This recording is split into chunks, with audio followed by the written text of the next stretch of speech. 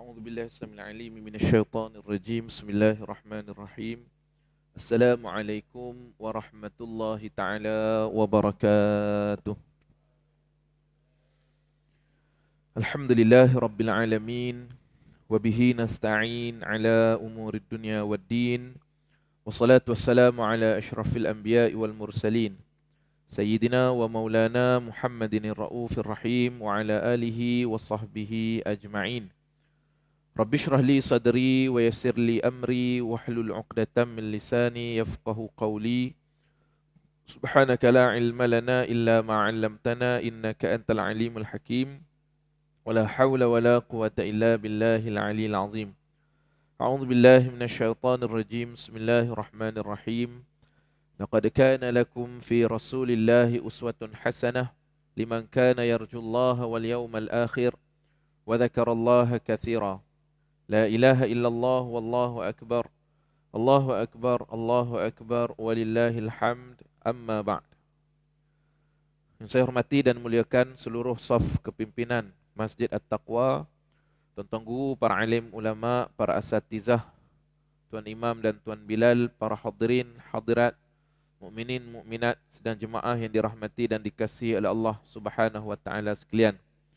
Marilah sama-sama kita merafakkan setinggi syukur kita ke hadrat Allah Subhanahu wa taala di atas kesempatan yang masih diberikan kepada kita untuk bersama-sama berada di dalam rumahnya, meneruskan tanggungjawab ibadah kita kepadanya, dalam masa yang sama diberikan taufik dan hidayah kepada kita untuk meluangkan sedikit masa kita berada di dalam majlis ilmu ini.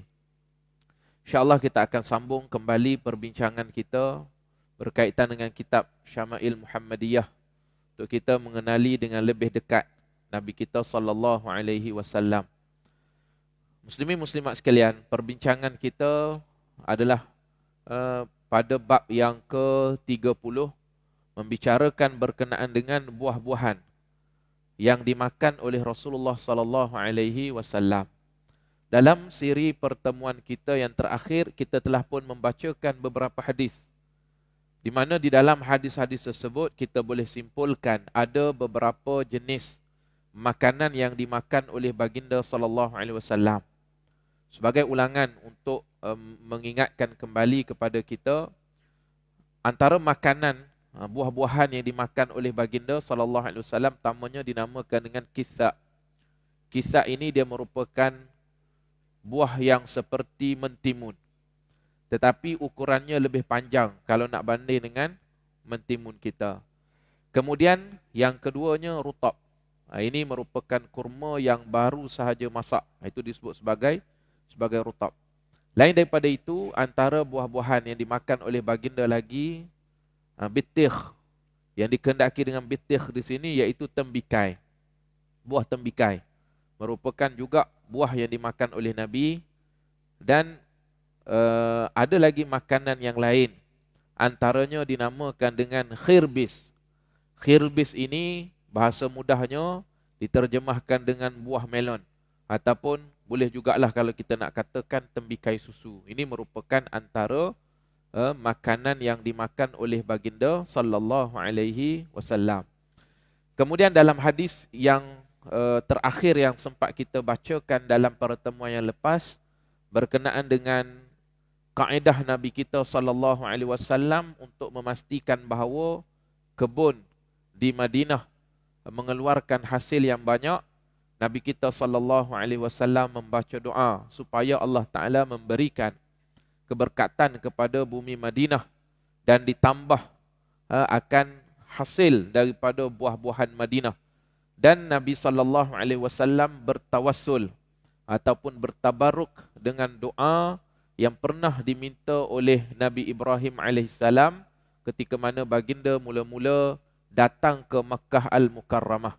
Maka sebagaimana Makkah hasilnya banyak, maka begitulah dengan kedatangan baginda, berkat doa baginda sallallahu alaihi wasallam, maka Madinah pun menjadi antara negeri pengeluar buah-buahan yang banyak, hasil yang banyak, hasil daripada pertanian dan juga rezeki yang dilimpahkan oleh Allah Subhanahu wa taala.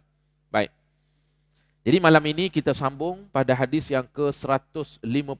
Masih lagi dalam bab berkaitan dengan buah-buahan yang dimakan oleh baginda sallallahu alaihi wasallam.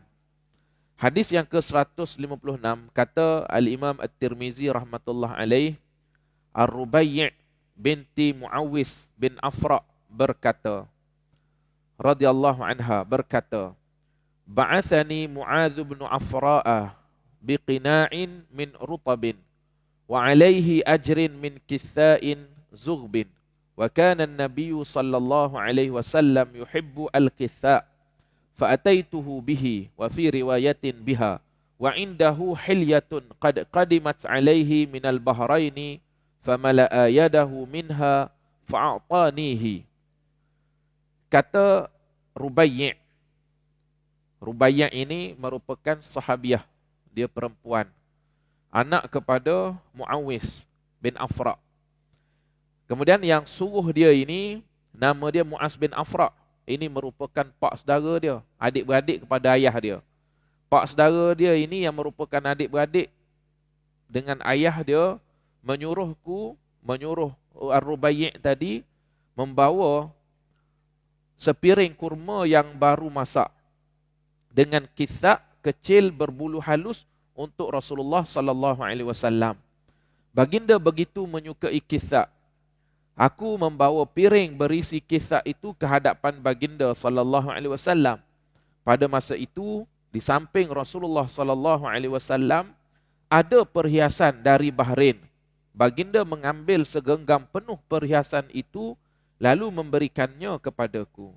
Hadis riwayat Imam Tirmizi dalam Syama'il dan juga diriwayatkan oleh At-Tabarani di dalam kitab dia.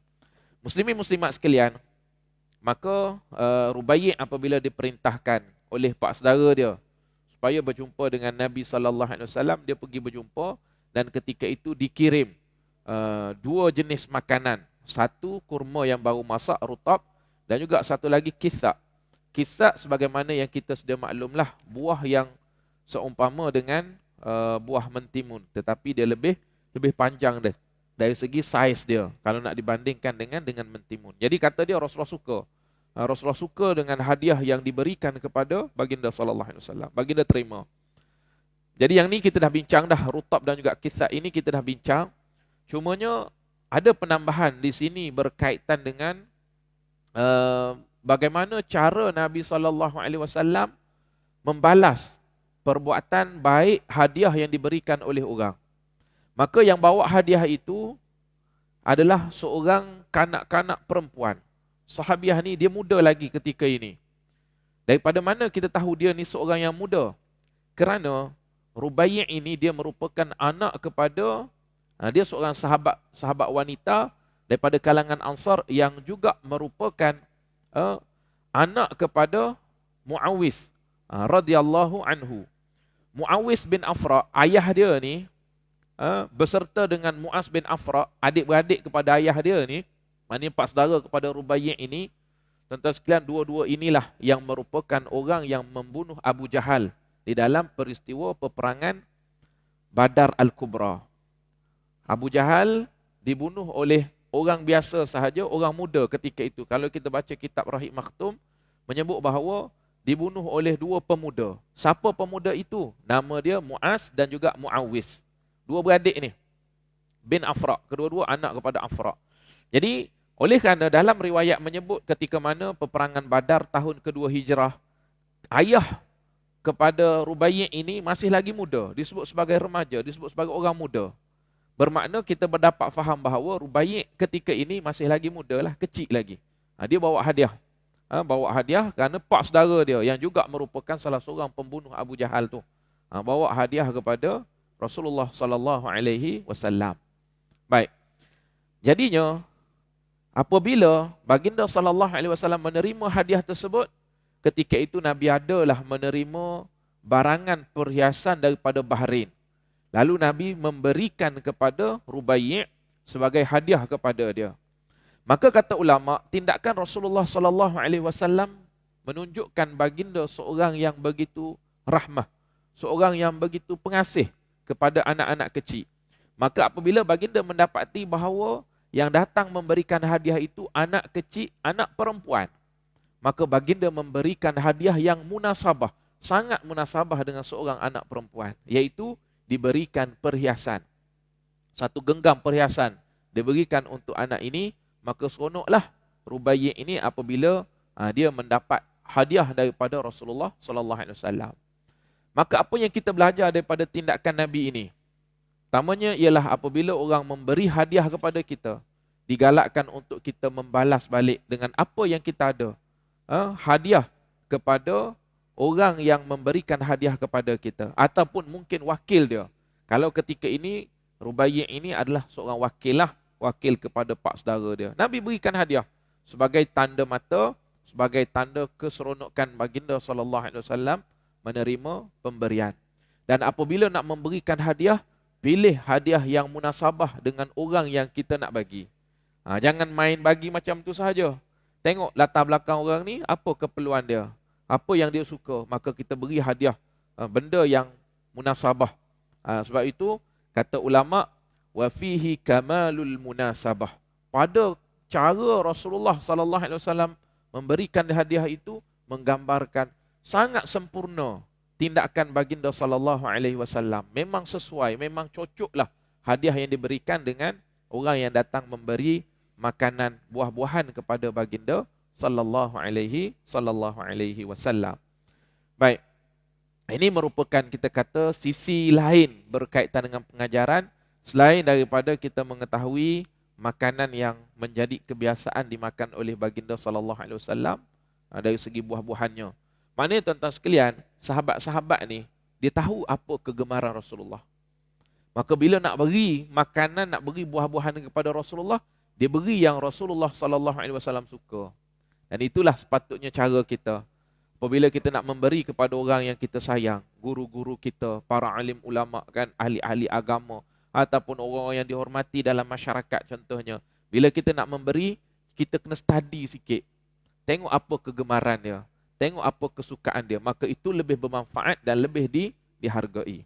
Berbanding dengan kita bagi benda-benda yang kita nak bagi, mungkin bila sampai saja kat rumah, orang tak makan, orang buang sahaja atau beri kepada orang lain. Sebab apa?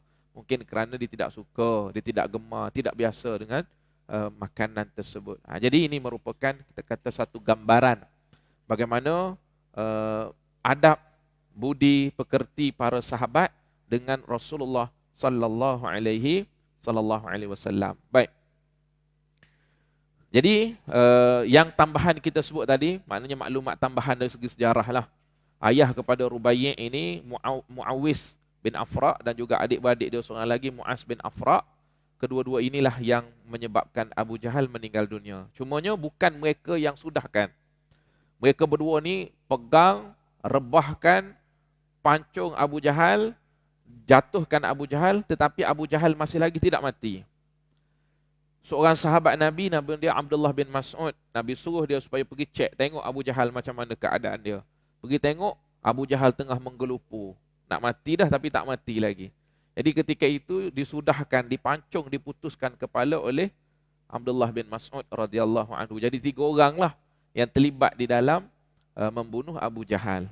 Orang sehebat itu, sesombong itu, yang membunuh mereka, Allah serahkan kepada urusan itu kepada budak muda 2 orang, Muaz dan juga Muawis bin Afra radhiyallahu anhuma, kemudian disudahkan oleh Abdullah bin Mas'ud radhiyallahu anhu. Baik. Ini maklumat tambahanlah, oleh kerana dah bercerita tentang anak dia yang riwayatkan hadis, maka dalam huraian pun ulama sebut tentang perkara ini untuk maklumat pengetahuan kepada kita. Baik. Seterusnya hadis yang ke-157, Ar-Rubai' bin Muawis bin Afra radhiyallahu anha bercerita. Ini orang sama bercerita tapi dalam riwayat yang lain. Ada dalam riwayat Ahmad, selain disebut dalam riwayat Imam Tirmizi, ada dalam Musnad Imam Ahmad. Dia kata, "Ataitun Nabiyya sallallahu alaihi wasallam biqina'in min rutabin wa ajri zughbin fa'atani mil'a kaffihi huliyan aw qalat dhahaban."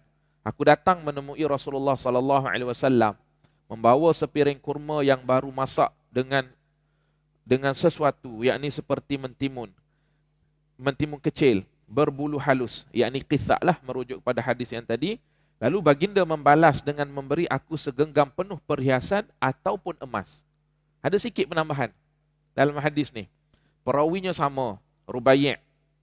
Perawi sama. Rawiyah dia, maknanya yang meriwayatkan ni seorang sahabat perempuan namanya Rubai', sama, ceritanya sama, tapi penambahan di hujung hadis.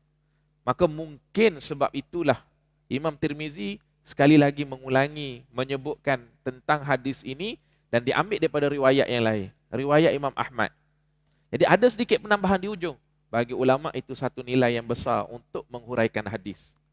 Kalau sebelum ini, dalam riwayat sebelum ini hanya disebut Nabi beri segenggam perhiasan. Maka dalam hadis ini pula dia kata zahaban. Maknanya diberitahu perhiasan itu adalah daripada emas, bukan yang murah-murah. Kan bukan main ambil mana tengok yang lebih-lebih kurang bagi. Tak. Nabi memberikan hadiah yang hadiah itu, perhiasan itu daripada emas. Maknanya dengan kalau nak dibandingkan dengan buah yang diberi, dua jenis buah tadi, rutab dan juga kisah tadi, dengan emas yang dibalas oleh Rasulullah sallallahu alaihi wasallam, maka balasan yang diberikan oleh Rasulullah itu lebih bernilai, lebih mahal. Jadi ini pun satu pengajaran jugalah. Kan, maknanya kalau kita nak balas balik pemberian orang tu, seboleh-bolehnya lebihkan. Ataupun standing tak apa dah. Ni orang bagi punyalah mahal, kita bagi cipuk je kan. Kita bagi sikit je, kita bagi yang paling murah, bagi yang lebih-lebih. Itu tak sesuai lah. Dalam kita nak membalas pemberian orang, balas dengan yang terbaik yang kita ada, insya-Allah. Maka itu lebih menepati cara baginda sallallahu alaihi wasallam. Baik. Ini merupakan sisi lain pengajaran yang dapat kita ambil berkaitan dengan adab kita sebagai penerima kepada pemberian daripada orang lain.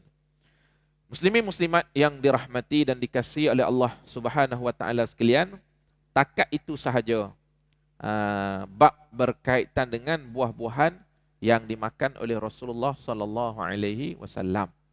Jadi mungkinlah kalau tengok kepada riwayat-riwayat lain selain daripada kitab Imam Tirmizi ini, mungkin ada tambahan lain, cuma yang disebutkan oleh Imam Tirmizi setakat itu sahaja. Jadi kita pun masuk kepada bab yang seterusnya, bab yang ke-31. Babun ma jaa fi sifati syirabi Rasulillah sallallahu alaihi wasallam. Bab pada membicarakan berkaitan dengan minuman Rasulullah sallallahu alaihi wasallam. Selepas bincang bab makan, buah-buahan, semua dah bincang dah sebelum ni. Maka kali ini disebutkan pula secara spesifik tentang minuman Rasulullah sallallahu alaihi wasallam. Jadi di sini pun dia sebenarnya tidak banyak sangat hadis yang menceritakan tentang minuman Rasulullah sallallahu alaihi wasallam ini. Ada 2 hadis sahaja, tetapi di sebaliknya ada pengajaran-pengajaran yang kita dapat perolehi, insya-Allah. Hadis yang pertama dalam bab ini yang merupakan hadis yang ke-198. Aisyah radhiyallahu anha berkata, "Kana ahabbasy syarabi ila Rasulillah sallallahu alaihi wasallam al-hulwul barid." Minuman yang paling disukai oleh Rasulullah sallallahu alaihi wasallam adalah minuman yang manis dan sejuk. Ini kena sesuaikan juga dengan keadaan semasa. Mentang-mentang tengok dalam hadis Nabi suka manis, balik je lagi pantang habis semua langgar. Kan, walaupun kecil manis tak apa pun langgar juga, janganlah. Kita kena tengok juga mengikut kepada konteks pada zaman baginda sallallahu alaihi wasallam. Yang dimaksudkan dengan minuman manis pada zaman Rasulullah sallallahu alaihi wasallam disebutkan dalam huraian, maksud minuman yang manis di sini ialah minuman rendaman anggur ataupun kurma, ataupun minuman yang dicampur dengan madu. Itu yang dimaksudkan dengan minuman manis di situ. Bukan kata macam zaman kita sekarang ni, kita taruh gula, kita letak susu. Itu bukan manis yang original. Manis Rasulullah sallallahu alaihi wasallam manis daripada buah tu. Apabila air kosong sejuk, Nabi sallallahu alaihi wasallam letakkan buah-buah ini, kemudian direndam dalam beberapa tempoh. Sebelum ini kita dah jumpa, dah dinamakan dengan nabith. Nabis ni Nabi letak, contohnya Nabi letak pada waktu malam, esok paginya Nabi akan minum rendaman tersebut. Jadi dia akan rasa manis lah. Sebab apa? Rasa manis daripada buah tu dia keluar dan bercampur dengan air. Kan? Maka sebab itu disebut bahawa minuman itu sebagai minuman manis. Manis tu manis daripada buah. Ataupun dicampur dengan madu. Pun masih lagi yang original lah. Manisan itu manisan yang original yang tidak membahayakan. Adapun kita sekarang ni jenis gula kita sekarang ni, gula ni lah yang bahaya kan. Orang-orang perubatan, doktor-doktor pun selalu ingatkan kena jaga kan. Bab makan manis ni. Kalau manis tu manis daripada buah sebagaimana yang diamalkan oleh Nabi kita sallallahu alaihi wasallam, maka sebenarnya tidak menjadi masalah. Baik, bahkan kata Imam Ibn Qayyim dalam menghuraikan hadis ini, kenapa Nabi suka air yang manis dan juga sejuk, tak panas. Kata Ibn Qayyim, kaedah minum dengan cara ini merupakan yang paling baik untuk menjaga kesihatan dan juga memulihkan tenaga. Begitu juga untuk menjaga usus, jaga jantung, dan kemudian menghalang daripada kepanasan yang melampau dalam badan yang menyebabkan sakit dan seumpamanya. Kan itu disebutkan oleh Imam Ibn Qayyim. Lain daripada itu dia kata, Nabi suka minuman yang manis seumpama ini yang telah kita sebutkan tadi kerana ianya membantu untuk melembutkan makanan. Dalam masa yang sama, dia akan membantu untuk memudahkan makanan itu dari segi dia punya khasiat dia, dari segi zat dia, kelebihan yang ada dalam makanan itu mudah menyerap masuk ke dalam urat-urat. Maknanya, dia sebut dengan uruk, maknanya urat-urat lah. Kan? Maknanya manfaat daripada makanan itu mudah dimanfaatkan oleh tubuh badan. Jadi itu kelebihan, kata Imam Ibn Qayyim Al-Jauziyah. Di sisi mereka, makanan yang masin ataupun makanan yang terlalu panas membahayakan. Mengikut kepada huraian Imam Ibn Qayyim. Wallahu'alam lah, kita tengok pula macam mana ahli-ahli perubatan dan sainsnya mengikut kepada kesesuaian kita pada hari ini, pun kita kena ambil kira juga. Ibn Qayyim menghuraikan dari segi pemakanan yang diamalkan berkait dengan zaman Nabi kita sallallahu alaihi wasallam, dengan cuaca, dengan keadaan dan juga dengan kita kata suasana persekitaran pada ketika itu. Jadi itu di antara apa yang disebutkan oleh Imam Ibn Qayyim. Sebagai faedah tambahan berkaitan dengan campuran dengan madu tadi. Campuran air bila dicampur dengan madu, banyak faedahnya yang tidak terkira disebutkan dalam huraian hadis ini. Antaranya dapat mencairkan kehak. Yang ni yang biasa kita buatlah kan, kita ambil air campur dengan madu. Kan biasanya insya-Allah dengan izin Allah Taala membantu untuk hilangkan kehak, untuk cairkan kehak. Maknanya ini sesuai dengan apa yang disebutkan oleh ahli-ahli perubatan, khususnya ahli perubatan Arab lah pada zaman dahulu. Kemudian dalam masa yang sama dia membantu untuk membersihkan usus kita daripada sisa-sisa kotoran, lebihan-lebihan makanan. Begitu juga membantu untuk membuka saluran usus kita untuk proses penghadaman berjalan dengan baik. Makna kata kelebihannya lain daripada untuk penjagaan suara kita, untuk nak hilangkan kahak, ada manfaat untuk kita punya usus, untuk kita sistem pencernaan kita lah. Itu kelebihan yang disebutkan di dalam huraian berkaitan dengan pemakanan Rasulullah sallallahu alaihi wasallam yang Nabi campurkan dengan air, campurkan madu dengan air tadi tu.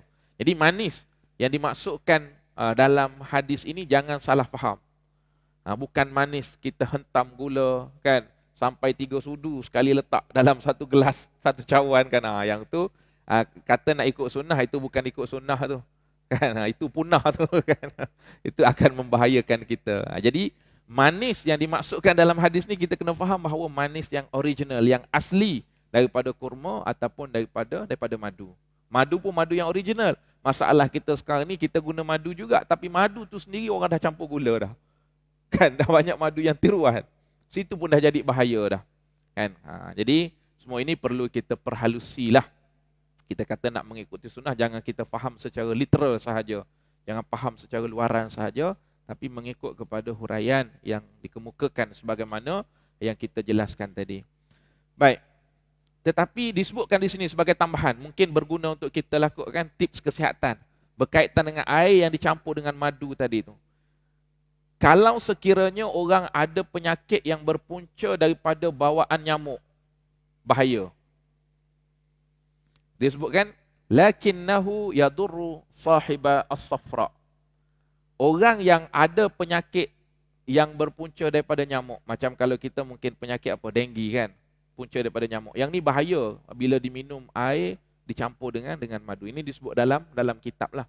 Ini mungkin tuan-tuan boleh rujuk semula kepada perbahasan yang lebih detail berkaitan dengan ilmu perubatan. Cuma disebut di sini saya bacakan, saya sebutkan apa yang dijelaskan oleh ulama. Mungkin kita boleh ambil sebagai ruang untuk kita buat pembacaan, pengkajian dan seumpamanya. Ini berdasarkan tajarrub, berdasarkan tajribah, berdasarkan kepada kita kata kajian yang dibuat oleh ahli-ahli perubatan yang terdahulu. Ahli perubatan yang terdahulu. Baik, kemudian disebutkan hadis yang ke-199. Ibnu Abbas radhiyallahu anhuma berkata, dakhaltu ma'a Rasulillah sallallahu alaihi wasallam ana wa Khalid bin al-Walid ala Maimunata faja'atna bi'ina'in min labanin fashariba Rasulullah sallallahu alaihi wasallam wa ana ala yaminihi wa Khalidun an shimalihi faqala li asyarbatu laka fa in syi'ta atharta biha Khalidan fakultu ma kuntu liuthira ala su'rika ahadan thumma qala Rasulullah sallallahu alaihi wasallam man at'amahu Allahu ta'aman falyaqul Allahumma barik lana fihi wa at'imna khairan minhu wa man saqahu Allahu azza wa jalla labanan falyaqul Allahumma barik lana fihi wa zidna minhu. Thumma qala Rasulullah sallallahu alaihi wasallam laisa syai'un yujzi'u makana at-ta'ami wasyarabi ghairal labani. Baik. Aku, kata Abdullah ibn Abbas radhiyallahu anhuma, Rasulullah sallallahu alaihi wasallam dan Khalid bin Al-Walid pergi ke rumah Maimunah radhiyallahu anha. Baik. Jadi di sini disebut 3 orang. Pertamanya periwayat hadis. Aku di sini maksudnya Abdullah ibn Abbas radhiyallahu anhuma. Dia Rasulullah sallallahu alaihi wasallam dan juga Khalid bin Al-Walid radhiyallahu anhu pergi ke rumah isteri Rasulullah Ummul Mukminin Maimunah radhiyallahu anha. Maksudnya pergi ke bilik Maimunah. Maksud rumah isteri Rasulullah ni dekat-dekat duduk berturutan di Masjid Nabawi lah. Jadi mereka pun pergi ziarah ke rumah Maimunah dan Maimunah radhiyallahu anha menyediakan secawan air susu untuk kami. Di jamulah dibawa keluar air susu untuk mereka minum. Rasulullah sallallahu alaihi wasallam meminumnya terlebih dahulu. Pada waktu itu aku berada di sebelah kanan baginda sallallahu alaihi wasallam, manakala Khalid bin Al-Walid berada di sebelah kiri baginda sallallahu alaihi wasallam. Selepas itu Rasulullah sallallahu alaihi wasallam berkata kepadaku, sekarang minuman ini untukku. Jikalau engkau ingin, engkau utamakanlah Khalid untuk meminumnya. Bila Nabi sallallahu alaihi wasallam dah minum, Nabi kata, sekarang ini minuman untuk kamu, diberikan kepada Abdullah bin Abbas. Dan Nabi kata, sekarang ni giliran untuk kamu. Sebab apa? Abdullah bin Abbas dia duduk di sebelah kanan. Jadi Nabi mendahulukan orang yang duduk di sebelah kanan. Lalu ketika itu kata Rasulullah kepada Khalid bin Al-Walid, kepada Abdullah bin Abbas, kalau sekiranya kamu nak mendahulukan Khalid bin Al-Walid, maka lebih baik beri kepada dia dulu. Walaupun dia duduk di sebelah kiri. Baik. Maka aku berkata, kata Abdullah bin Abbas tadi, dia kata, aku tidak mungkin mengutamakan sesiapa pun bagi meminum sisa minumanmu ya Rasulullah sallallahu alaihi wasallam. Dia tak nak bagi kepada Khalid dan memang dia tidak bagi. Bila kita tengok kepada syarah hadis ini, memang Abdullah bin Abbas dia tidak bagi terus kepada Khalid bin Al-Walid. Sebab apa? Dia sebut di sini, air yang telah diminum oleh Rasulullah sallallahu alaihi wasallam, dia nak ambil berkat, dia nak minum dulu. Dia tak akan beri kepada orang lain. Maka dia minum dulu Barulah lebihan daripada itu dia beri kepada Khalid bin Al-Walid. Baik, nanti kita akan sebut berkaitan dengan pengajaran yang ada berkaitan dengan kisah ini. Kemudian Rasulullah sallallahu alaihi wasallam berkata, sesiapa yang diberi makan oleh Allah hendaklah dia membaca, ya Allah berkatilah kami pada makanan ini dan kurniakanlah kepada kami makanan yang lebih baik daripada ini. Maknanya apabila kita dapat rezeki, syukur kepada Allah Taala. Dan Nabi sallallahu alaihi wasallam membaca doalah, doa yang telah kita bacakan di dalam bacaan matan hadis tadi. Kemudian Rasulullah sallallahu alaihi wasallam menyambung, sesiapa yang diberi minum susu oleh Allah, maka hendaklah dia membaca, ya Allah berkatilah kami pada minuman ini dan tambahlah minuman ini untuk kami. Sekali lagi berdoa. Kalau kata nak minum susu pun kena berdoa. Makanan lain pun kena doa, nak minum susu pun kena berdoa. Kita bagi laluan kepada azan. InsyaAllah kita sambung selepas azan nanti.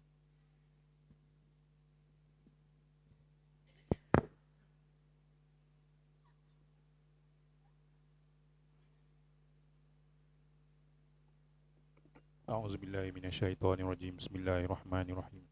Subhanallah walhamdulillah wa la ilaha illallah wallahu akbar wa la hawla wa la quwwata illa billahil aliyyil azim. Allahumma salli ala sayyidina Muhammad. Allahu ya karim.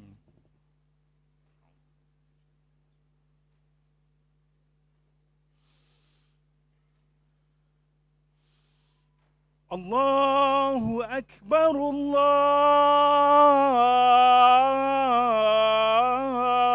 Akbar. Allahu Akbar, Allahu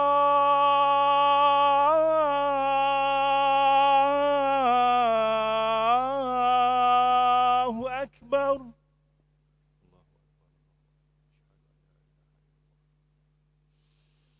Ashhadu an la ilaha illallah.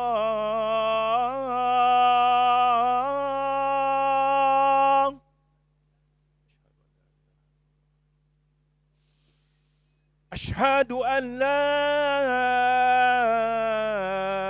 ilaha illallah.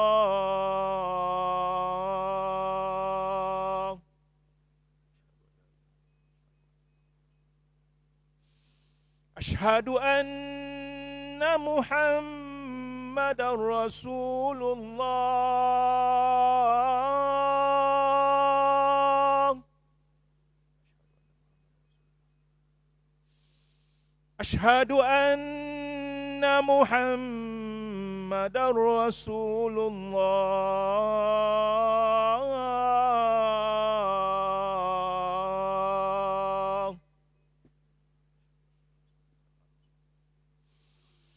Hayya 'alas salah.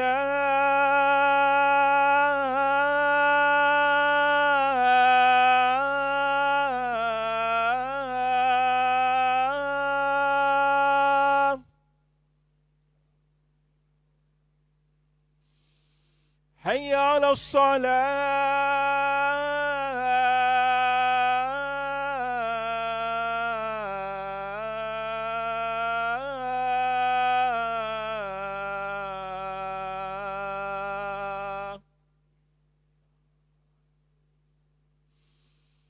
Hayya 'alal falah.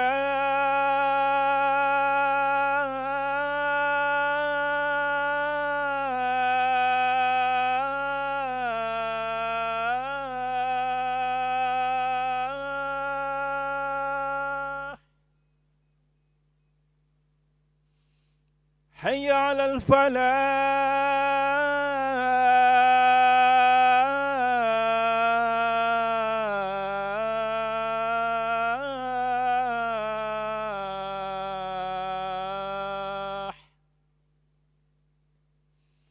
Allahu Akbar, Allahu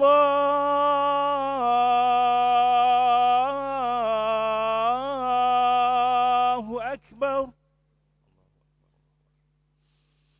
La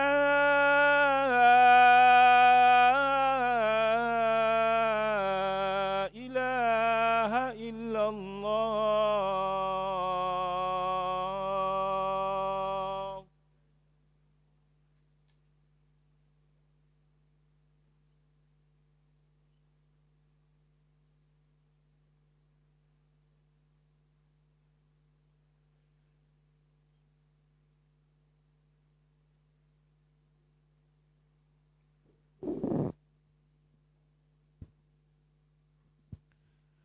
Allahumma salli ala Sayyidina Muhammad wa ala alihi wa sahbihi wa baraka wa sallam.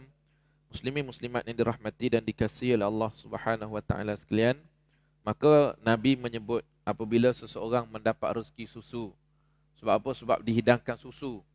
Maka pun samalah sebagaimana kita dapat rezeki-rezeki yang lain, mulakan dengan membaca doa. Kan antara doa yang Nabi sebut, Allahumma barik lana fihi wa zidna minhu. Berkatilah susu yang ada depan kami ini, kemudian tambah lagi. Maknanya depan hari mudah-mudahan ditambahkan rezeki berbentuk susu juga. Itu doa yang diminta oleh Nabi sallallahu alaihi wasallam. Baik, kemudiannya Nabi sallallahu alaihi wasallam menyebut berkaitan dengan susu. Nabi kata tidak ada makanan ataupun minuman yang boleh menandingi susu. Sebab apa? Sebab susu dia dapat menghilangkan lapar dan juga dapat menghilangkan dahaga dalam masa yang sama. Maksudnya walaupun dia berbentuk minuman, tapi kelebihan dia kata Rasulullah sallallahu alaihi wasallam seumpama gandengan minuman dan juga makanan dalam satu masa. Dia boleh mengenyangkan, lain daripada menghilangkan dahaga. Dan kita lihat betul lah apa yang disebut oleh Nabi kita sallallahu alaihi wasallam. Tengok pada anak kecil. 2 tahun. Masa tempoh mereka menyusu tu, kalau yang betul-betul bergantung dengan susu pun boleh hidup budak tu. Bahkan boleh sihat dengan baik anak-anak kecil kita ni, kan? Mana kata itu menunjukkan kebenaran apa yang disebutkan oleh Nabi kita sallallahu alaihi wasallam. Jadi berkaitan dengan minuman Rasulullah di sini, salah satunya adalah susulah yang di antara menjadi kegemaran Rasulullah sallallahu alaihi wasallam. Kerana apa? Nabi sebut kerana ia mengenyangkan dan juga dalam masa yang sama menghilangkan dahaga. Daripada hadis yang panjang penceritaannya ini ada beberapa perkara. Khususnya saya nak highlightkan berkaitan dengan perbahasan adab dalam kita nak mengutamakan siapa terlebih dahulu dalam kita menyediakan minuman. Contohnya dalam satu majlis orang hidangkan minuman kepada kita, diletakkan air, dituangkan air dalam gelas, orang beri kepada kita. Adakah kita nak ambil untuk kita terus ataupun kita nak berikan kepada orang lain? Nak beri pula siapa yang kita nak pilih? Kita nak tengok kepada senioriti dia ke, dari segi usia siapa lebih tua ke, ataupun kita nak tengok dari segi kedudukan siapa lebih kanan dengan kita. Secara asasnya baginda sallallahu alaihi wasallam mengajar kepada kita supaya kita mendahulukan orang yang berada di sebelah kanan. Kerana antara Abdullah Ibnu Abbas dengan Khalid bin Al-Walid dari segi ketinggian kemuliaan dalam masyarakat dan juga usianya, sebenarnya Khalid bin Al-Walid sebenarnya lebih berusia daripada Abdullah Ibn Abbas pada ketika itu. Abdullah Ibn Abbas ni antara sahabat yang muda. Lalu sebab itulah Nabi SAW mendahulukan Abdullah bin Ibn Abbas. Sebab apa? Sebab dia duduk di sebelah kanan. Jadi hak sepatutnya diberikan kepada orang yang berada di sebelah kanan terlebih dahulu. Cuma Rasulullah memberi peluang kepada Abdullah bin Ibn Abbas supaya kalau kamu setuju, maka kamu eloknya dahulukan kepada Khalid bin Al-Walid walaupun dia duduk di sebelah kiri. Kerana apa? Kerana kata ulama ada 2 sebab yang paling utama. Nabi cadangkan kepada dia. Nabi tak paksa. Nabi cadangkan elok-eloknya orang muda dahulukanlah orang yang lebih berusia. Jadi sebab yang pertama ialah kerana faktor usia. Khalid bin Al-Walid merupakan orang yang lebih tua kalau nak dibandingkan dari segi usianya dengan Abdullah Ibn Abbas radhiyallahu anhuma pada ketika itu. Jadi seolah-olah Nabi kata berilah kepada Khalid walaupun dia duduk sebelah sana, tapi dia tu lebih tua daripada kamu. Kemudian sebab yang kedua ialah pada ketika berlakunya peristiwa ini, Khalid bin Al-Walid baru sahaja memeluk Islam. Tempoh dia baru sahaja memeluk Islam. Jadi ulama-ulama yang menghuraikan hadis ini mengagak bahawa Rasulullah berbuat sedemikian kerana nak menjaga hati dia. Kerana orang baru masuk Islam ni, seboleh-bolehnya kita tunjuk keindahan Islam. Maknanya lebihkan dia dalam banyak perkara supaya hati dia lebih terikat lagi. Kukuh pegangan dia terhadap agama yang baru dia terima ni. Maka 2 sebab itulah yang menyebabkan Rasulullah cadangkan supaya Abdullah Ibn Abbas tadi supaya beri kepada dia. Cuma di pihak orang yang berada di kanan pun dia berhak untuk dia nak dahulukan diri dia ataupun dia nak gugurkan hak dia, dia beri kepada orang lain terlebih dahulu. Maka pertimbangan Abdullah ibn Abbas pada ketika ini, dia tetap hormat kepada Khalid bin Al-Walid radhiyallahu anhu. Hormat tu hormat, tetapi dia merasakan pada ketika itu dia tak boleh beri. Sebab apa? Dia nak kelebihan lain lagi yang ada ketika itu, iaitu keberkatan bekas minuman Rasulullah sallallahu alaihi wasallam tersebut. Dia nak dapat dulu. Kemudian barulah dia beri kepada Khalid bin Al-Walid. Maka perbuatan dia diperakui oleh Rasulullah sallallahu alaihi wasallam. Nabi tidak tegah. Tidak disebut di dalam riwayat ini Nabi mengatakan tak boleh macam tu, kena beri kepada dia dulu. Nabi hanya bagi cadangan. Nabi hanya bagi cadangan. Bermakna dapat kita faham bahawa keutamaan adalah kepada orang yang duduk di sebelah kanan terlebih dahulu. Dan kemudian bila orang dah sebelah kanan diberi, kita dah angkat, letakkan dia. Ambillah Syekh, minum dulu kan. Tuan Haji minum dulu. Tuan minum dulu, kita bagi kat dia. Dia pun rasa ada lagi orang lain yang perlu didahulukan sebab lebih senior. Bagi dulu kepada orang lebih senior. Tak kira lah duduk belah mana. Maknanya, cara itu lebih sempurna. Cuma kalau katalah dalam keadaan sedemikian, kita ni kalau kata tak minum terus masa tu, tersedak kan contohnya. Kita ada sebab. Maka tidak menjadi masalah untuk dahulukan diri kita sebab kita duduk di sebelah kanan. Kita ada hak. Ini kelonggaran tasamuh yang ada di dalam Islam. Hal yang sama berlaku ketika mana Rasulullah sallallahu alaihi wasallam bersama dengan seorang badui dan juga dengan Abu Bakar As-Siddiq. Bila mana badui, dia juga duduk sebelah kanan macam Abdullah ibn Abbas tadi, duduk di sebelah kanan. Abu Bakar As-Siddiq duduk di sebelah kiri. Antara badui dengan Abu Bakar, siapa lebih mulia sebenarnya? Abu Bakar lah lebih mulia. Tetapi pada ketika itu Rasulullah tidak menyuruh pun badui supaya mendahulukan Abu Bakar As-Siddiq yang duduk di sebelah kiri. Sebab apa? Keutamaan adalah pada orang yang duduk di sebelah kanan. Dan dalam masa yang sama pula, selain daripada Abu Bakar dia duduk di sebelah kiri, Rasulullah telah mengetahui bahawa Abu Bakar ni orang yang dah faham agama.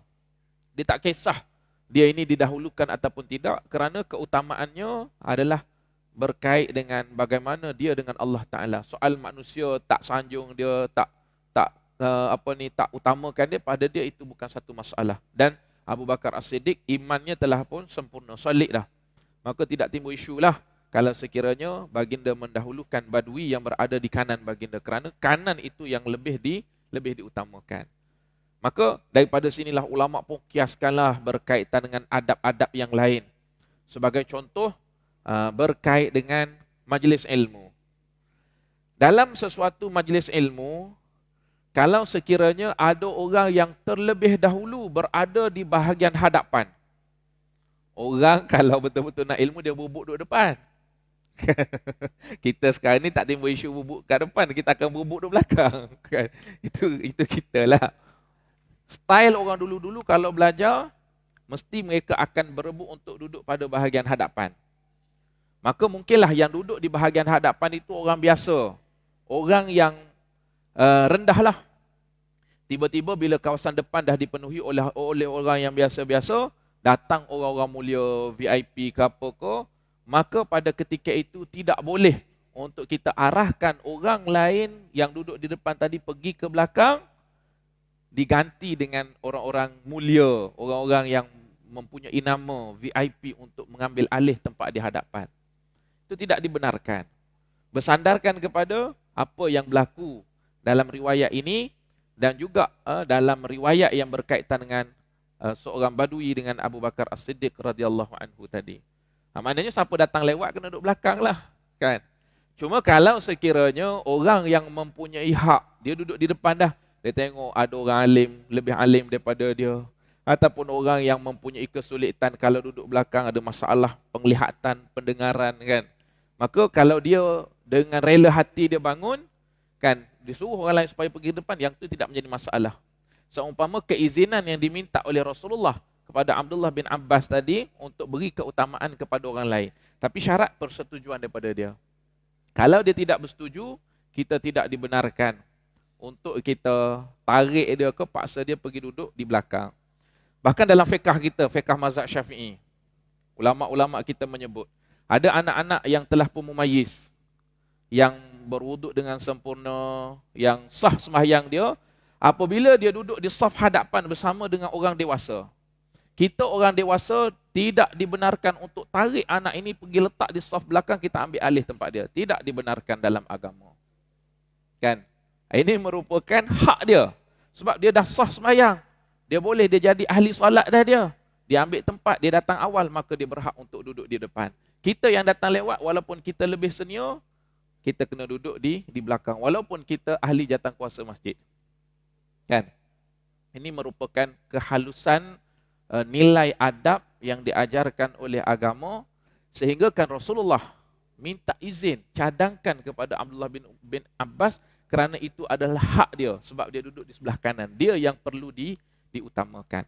Cuma bagi kita, kalau kita rasa perlu ada orang yang perlu kita muliakan, kita lebihkan, maka elok kita lebihkan dia. Itu mengikut kepada penilaian kita lah. Ini dinamakan ithar. Wa yu'thiruna ala anfusihim walau kana bihim khasasah. Allah memuji orang-orang Ansar dan memasukkan mereka dalam kalangan orang yang muflihun, orang yang berjaya. Sebab apa? Salah satu daripada sifat orang Ansar ialah ithar, melebihkan orang lain berbanding dengan keperluan mereka sendiri. Yang tu nilai akhlak yang tinggi di dalam agama kita. Cuma yang kita sebutkan di sini berkaitan dengan hak siapa yang lebih diutamakan yang sepatutnya. Maknanya kita, kalau kita tahu bahawa kita tidak perlu diutamakan, orang lain lebih berhak, maka jangan terasa hatilah. Kan kita balik duk cerita korang, aku VIP. Kan? Aku orang penting, orang kenamaan. Tapi bila bagi makanan, diberi kepada orang lain dulu. Itu tak aci, tak boleh. Patutnya bagi kat aku dululah. Janganlah. Kita duduk di mana pada ketika itu. Tengok keutamaan. Jadi ini merupakan, kita kata, nilai yang diajar oleh agama, menunjukkan bahawa kedudukan kita dari segi pangkat, darjat dan seumpamanya bukan yang paling utama. Senioriti kita bukan paling utama. Tetapi kelebihan, siapa yang berhak untuk dapat kerana sebab-sebab tertentu, maka sepatutnya dialah yang dapat. Kalau orang tu duduk di sebelah kanan, maka dialah yang patutnya dapat. Diutamakan oleh Rasulullah sallallahu alaihi wasallam. Muslimin muslimat sekalian, untuk malam ini kita berhenti setakat itu sahaja. Kemudiannya nanti insya-Allah dalam pertemuan yang akan datang kita akan sambung bab yang ke-32, iaitu bab pada membicarakan tentang cara Rasulullah sallallahu alaihi wasallam minum pula. Hari ini bab berkaitan dengan minuman yang diminum oleh Rasulullah. Kali ini kita akan bincangkan secara spesifik bagaimanakah cara Rasulullah minum, dengan cara duduk ke, berdiri ke, berapa kali sedut, kan? Caranya dengan spesifik itu akan diperjelaskan dalam bab yang akan datang insya-Allah. Wallahu subhanahu wa ta'ala alam. Assalamualaikum warahmatullahi ta'ala wabarakatuh.